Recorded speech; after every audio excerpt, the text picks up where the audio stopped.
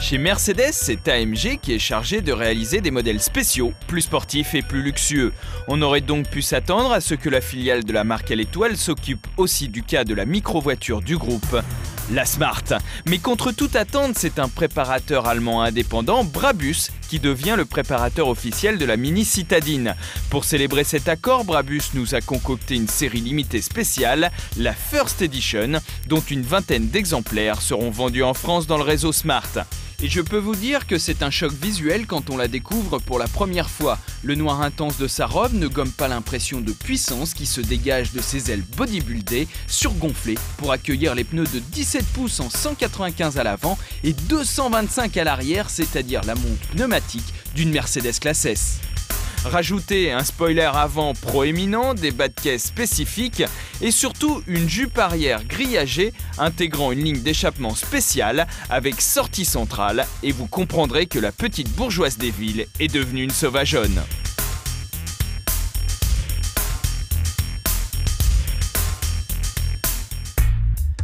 À l'intérieur, en revanche, le cuir et l'alcantara au blason de Brabus vous confinent dans un luxe digne d'une limousine.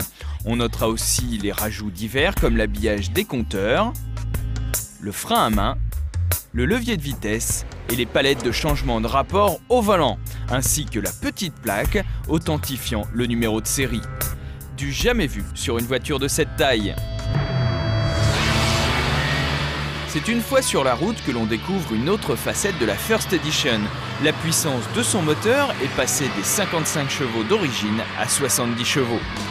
Un surplus de puissance gommé, c'est le cas de le dire, par l'inertie des énormes pneus, d'autant que l'autolimitation à 135 km/h maxi est toujours là. En revanche, elle grimpe plus facilement en régime et les reprises s'en ressentent. En termes de comportement, plus rien à voir, elle est nettement moins souvireuse que la version de série et sa tenue de route impressionne. Mais les suspensions, déjà sèches d'origine, associées aux pneus taille basse, vous secouent comme un prunier à la moindre déformation de la route, comme dans un kart. Fascinante, cette version extrême de la Smart ne ressemble à rien de connu sur le marché.